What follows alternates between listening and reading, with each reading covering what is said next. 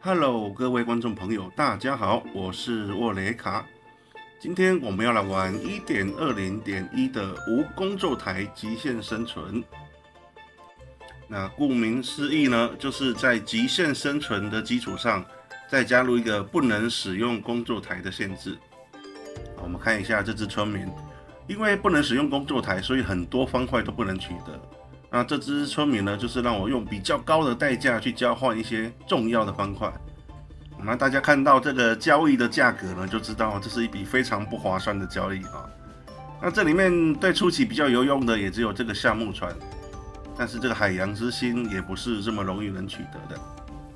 好，那因为是极限模式，我们就赶快开始生存吧。麦块生存守则第1条，要致富先撸素。不过这句话在这个世界应该是没什么用了。因为只要呢，我将工作台做出来，并且放到地上以后，它就离我远去了。这样我完全没有办法使用工作台哈。极限模式已经够困难了，再加上不能使用工作台，这样真的玩得下去吗？有够虐的，但是我喜欢。我会想要拍摄这个系列的原因，其实有好几点哈。第一点就是因为我从事的工作是餐饮业，每天下班后的时间都非常晚了，能够玩游戏和拍视频的时间真的不多。大家听到这边有没有觉得很矛盾啊？既然时间不够，你还开新坑，是不是有病啊？就是因为时间不多，所以才要玩这个生存哈。这个系列呢，我打算强制自己可以做到日更，而每一集的内容最少都要玩游戏里面的1天哈，也就是现实时间的20分钟。如果扣掉夜晚睡觉的话，大概也只会有10分钟左右吧。再怎么忙，该不会连10分钟都挤不出来吧？所以这个系列每一集的时间都不会太长，除非那天我非常有空，拍了好几天这样子。但是我会尽量做到日更有点像是一个生活日记的感觉吧。那第2点呢，当然是想要给自己一些挑战啦。中介龙是一定要打的，不过打完龙以后呢，这个系列还是会继续的拍下去。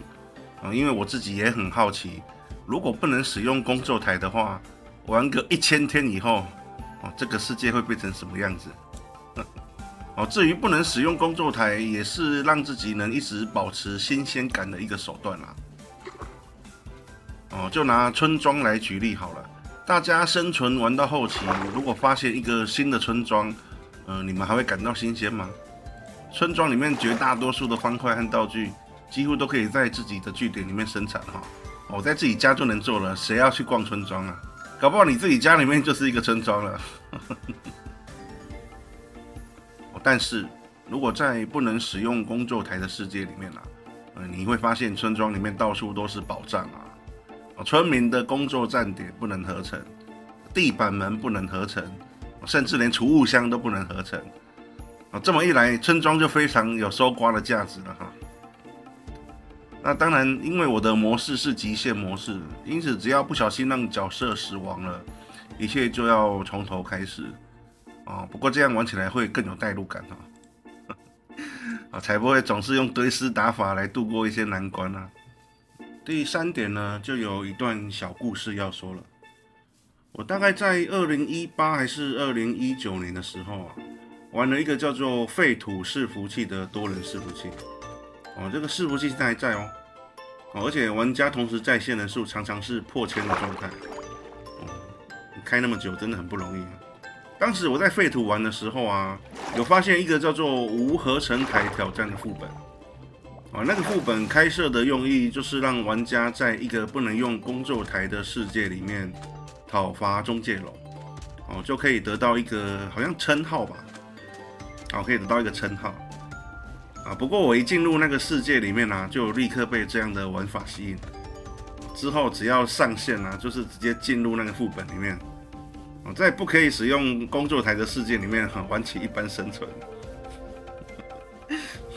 我是不是真的有病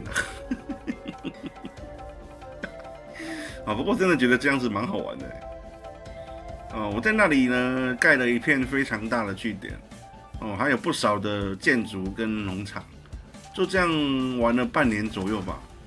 某一天下班的时候啊，我一打开电脑进入伺服器以后，整个傻爆眼，你知道吗？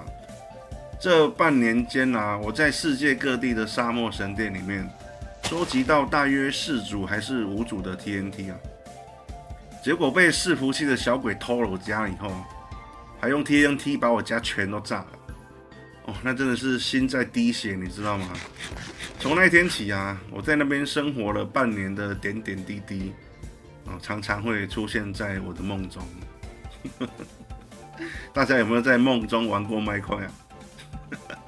我是常常梦到，直到现在已经4、5年了，当时的场景还是常常出现在我的梦里不过大多是以噩梦的形式出现就是了。那个冲击真的是太大了，所以这个第3点呢，才是让我决定自己开一个不能用工作台的世界来玩的最大原因怎么讲着讲着天就快要黑了？不要开玩笑呢，我现在是极限模式，这个夜晚是很恐怖的呢。如果在天黑前还不能找到村庄，我就不能睡觉，度过危险的晚上了。可不要连第1天都还没有度过就结束这一季了哈！这位先生，极限模式连1天都玩不完哦。这个冰冰就是训啊！人生重来坑。如果早知道玩麦块也会摔死。驴子哇！把这里坐标记起来，之后如果有鞍的话，一定要把它牵回去。大家在麦块里面比较喜欢骑马还是骑驴子呢？我个人是比较喜欢骑驴子的，因为它真的太可爱了。虽然马跑的速度比较快，但是驴子还可以装个箱子上去，多方便啊，对不对？像我这个阶段，如果可以骑着驴子到处探索，不但速度会比较快，而且携带的空间还会大非常多哈。然后这边是雪原，现在我非常纠结。因为我现在会非常需要一个工作站台，叫做锻造台。有了锻造台呢，我才可以让村民转职成工具匠，这样子我才会有十字镐啊跟斧头那些工具可以使用。而经过我半年多的无合成台生存挑战，我的感想是，雪原的村庄比较容易出现有锻造台的房屋。大概你找个3座雪原的村庄里面，至少可以找到2间锻造台小屋啊。不过现在因为是晚上，在雪原的话会比较危险一点点。雪原除了有流毒，你被它的箭射到以后会中缓速，这样子你在逃命的话会比较危险。除此之外呢，还有北极熊，待宰的北极熊，那个大概咬2下我就挂了吧，那个很恐怖。